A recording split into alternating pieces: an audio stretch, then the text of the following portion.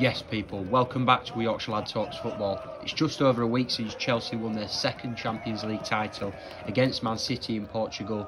I wasn't in Portugal, but I was in London that night, and it was fabulous. One of the best nights of my life, no doubt about it.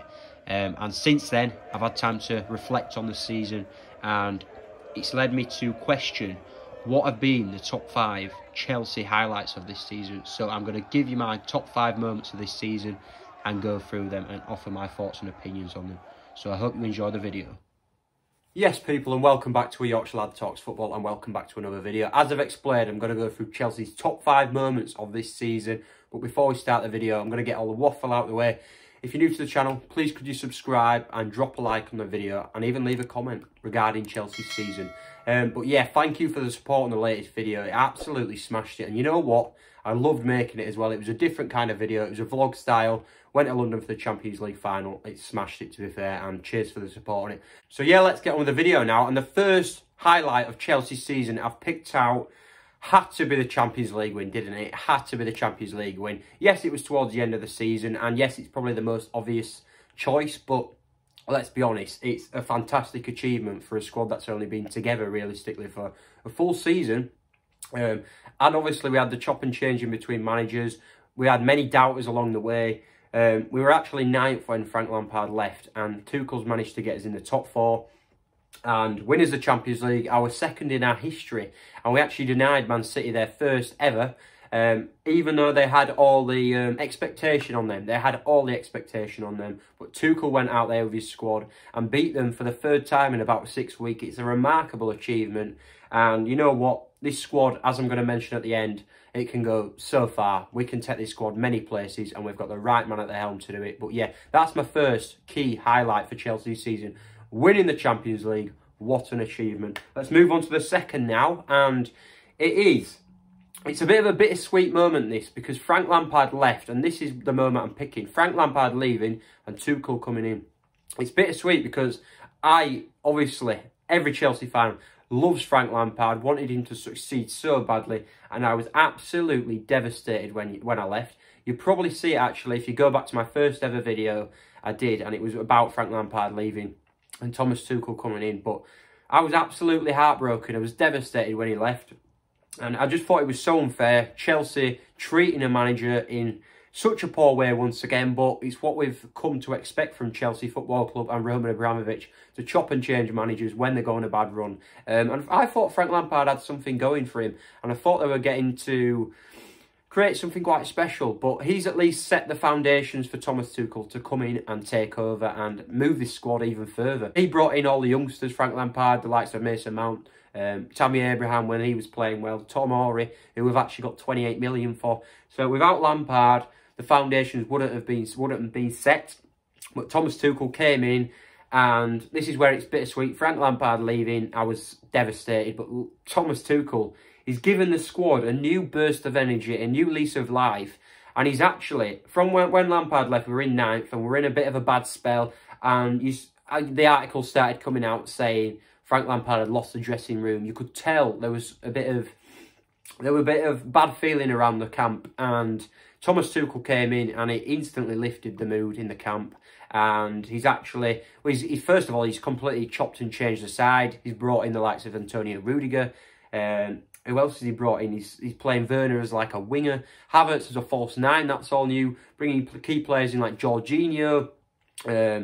Azpilicueta getting back in the side, and he's completely changed the formation as well. He went to a 5 at the back, and it's worked a miracle. We won the Champions League, and we got top 4 from being in 9th place. It's a miracle, really, but what a job Thomas Tuchel's done, and I love him. I just love Thomas Tuchel. What a manager we've got at the helm. And yeah, it's bittersweet, but Lampard left, but we brought a top manager in to replace him. Now, on to the third highlight of the season for me, Chelsea's season, and it's a bit of a peculiar choice, but let's call it a nice choice. Anyway, the fans returning to Stamford Bridge after such a strange year. We didn't have fans in football grounds for the full season, pretty much, but one moment I picked out was the Leicester at home game.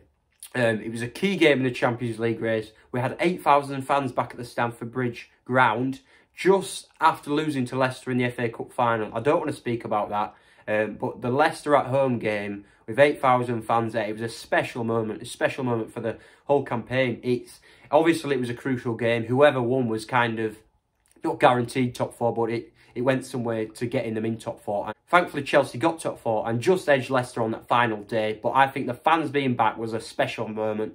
The roar from the stands. When we scored twice, it was an unbelievable atmosphere. The full game, it was 8,000 fans. You'd have thought there was about 42,000 in there, the full Chelsea capacity. But yeah, it was just a special moment. Seeing the fans and players unite once more, and you know what, the fans gave us that extra boost that night, and you could feel the confidence and the buzz around the place that Chelsea needed to win that game. The fans let them know, and the players stepped up to the fans being there.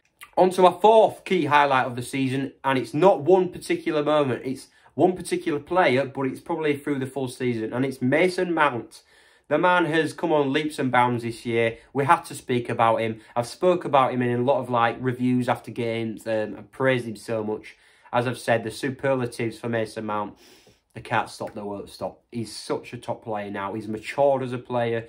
He's turned into an elite footballer, world class, I'd say, and he's only going to get better. He's 22 years old, which is frightening. It's frightening. He's probably Chelsea's most important player. He's going to be a future captain, and I'd say he's going to be England's most important player in the Euros as well. He's come on leaps and bounds, and he's now a man. He's now a man. Before he was a youngster, a young teenager. He's added loan spells out of Derby and Vitesse Arnhem. Came at the Chelsea side. He certainly didn't look the full package. He certainly looked like he needed a lot of work to be done with him. But obviously this season, I don't know what it is. He was coming on in Lampard's reign, but Tuchel's just taken him to the next level. I don't know if it's because he's moved him further forward. He's playing more of an inverted forward now rather than a centre mid where Lampard played him. But he's come on leaps and bounds. He's getting goals, assists. He's such a threat going forward now. And of course, he's a threat going forward. But Mason Mount is also known for his tenacious defensive work. He's fabulous. He's fabulous all over the pitch. And you have to speak about him in this video. And that's my fourth key talking point, Mason Mount. What a guy. And you know what? The Champions League final, it proved it even more. He stepped up to the big occasion, showed how mature he is as a player now. Stepped up, was probably one of our best players along with Kante on the evening. Got the assist, made a crucial tackle on De Bruyne when it was 3-on-1. And he stepped up and he's just been brilliant. And it summed up the season for Mason Mount perfectly. And now let's move on to my fifth key talking point. It's a bit of a different one, this. And the talking point is, what is next? We've created such a almost revolution under Tuchel, and there's so much questions. Where can this squad go? Where can he actually take it? Because he's a top manager. We've got the right resources. We've got Abramovich who can put money into the club still. And if Chelsea get this transfer window right, I've got a feeling we could be challenging for the Premier League next season. And you know what? If we get it spot on, absolutely spot on, I think we could be almost get back into that top echelon of European football sides again like we did for about a 5-6 year spell when Abramovich first took over.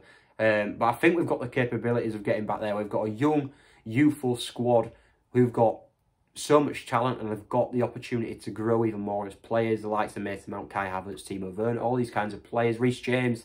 And then we've got a brilliant foundation, a brilliant core to the side. We've got Thiago Silva, who, yes, is getting old. We've signed him on for next year, but his experience is pivotal next season. Kante in the middle, he's still world class. And if we get the signings right, and this is where we do need to strengthen, yes, our defence has been stabilised and turned into a solid rock at the back with the 5, and that's what Tuchel's implemented. But going forward, we still have problems in finishing our chances. Yes, we create them, but we need a finisher, and that's where I think we need to improve. The likes of Lukaku, the likes of Haaland, the likes of Kane, any one of them to come in would certainly cement Chelsea's place at the top of the Premier League, guaranteed. And other areas we can look at are potentially a CDM, maybe a defensive midfielder coming alongside Kante, offer Jorginho some competition. A name like Declan Rice is being mentioned, would be a great signing. And also a centre-back for when Silva leaves, if Zuma leaves as well. Tomori's left, so we do need some cover there. To bring in a top centre-back would be quality. But yeah, they're my 5 key highlights for Chelsea's season. Or, should I say, Chelsea's top 5 moments for this season. What a season it's been. We've got the top 4 from when we were actually 9th in the table. We've also secured the trophy with the big ears. The biggest club competition trophy in football. And we've secured it for the 2nd time in our history. So yeah, overall, fantastic season for Chelsea. And it's only going to get better. If you like the video, drop a like, and if you're new to the channel, please subscribe and drop a comment as well. Up the Chelsea.